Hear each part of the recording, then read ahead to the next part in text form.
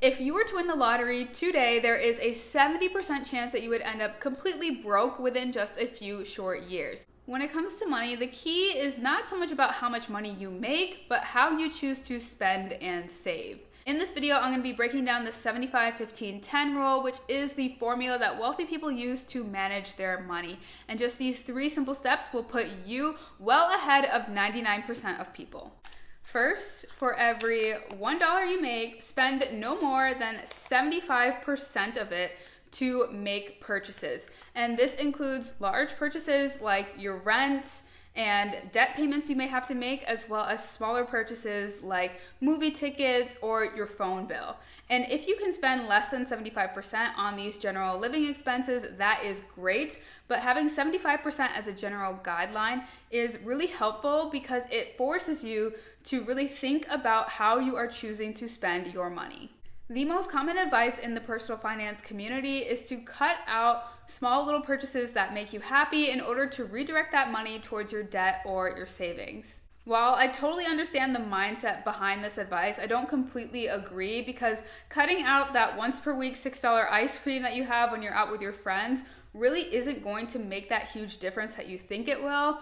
Plus, if it makes you happy, I don't see why you can't enjoy it in moderation, of course.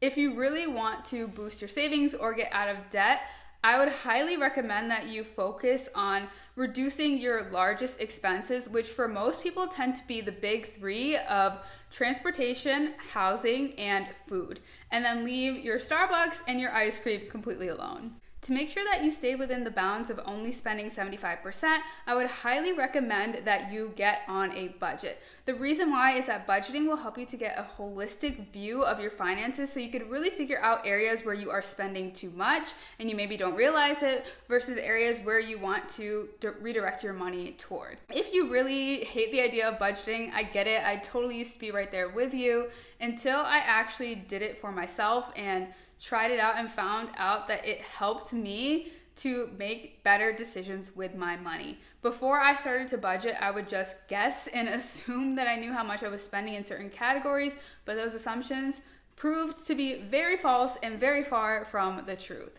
A couple years ago, I found out about zero-based budgeting and I haven't looked back since. If you don't know what that is, I will leave a link to a video in the description box where I do a step-by-step tutorial showing you how to set up your own zero-based budget, and I will also leave the link to the budgeting spreadsheet that I personally use in the description box below. The second part of this formula is to take the next 15% of every dollar you earn and put it toward acquiring assets.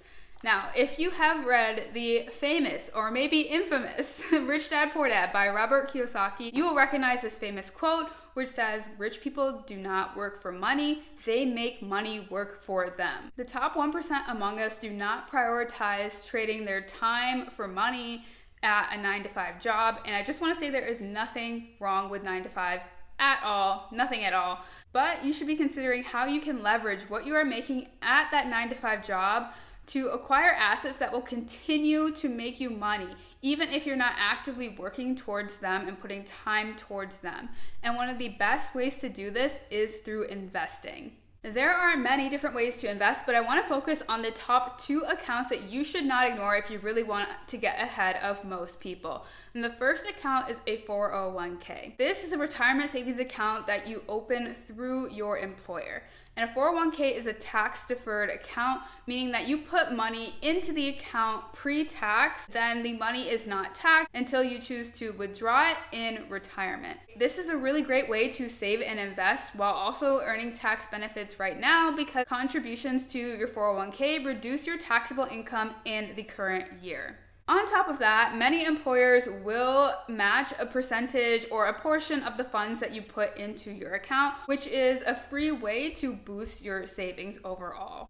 In my opinion, a 401k is an account that every W-2 employee should have. If you do want to do something a little extra on top of that, I highly recommend that you look into opening a Roth IRA. Unlike a 401k, you set up a Roth IRA at a financial institution of your choosing like Fidelity, Schwab, or Vanguard, and you put money into your Roth IRA with after-tax dollars. So this is money that you have already paid tax on. And the great part about this is that At age 59 and a half, when you can start making withdrawals, you do not have to pay any other taxes on it. This applies even if your investments have grown astronomically. So this is a really great way to potentially save a lot of money in taxes in the future. Plus, unlike a 401k, you can withdraw your contributions, so the money that you have put into the account, you can withdraw that at any time without any penalties, which gives you a lot of flexibility. But not everyone is eligible to open a Roth IRA. I have a video where I talk about the criteria and also walk you through step by step how to set up your own account. So I will leave that linked in the description box below. Now, the final part of this formula is to put the last 10% of every dollar you earn into your reserves. Now, this is money that you put aside for your short-term savings. 56% of US adults lack the funds to cover an unexpected $1,000 expense. Now, this is a really scary place to be in financially, but the solution here is really simple if you focus on saving that final 10% of your income into an emergency fund.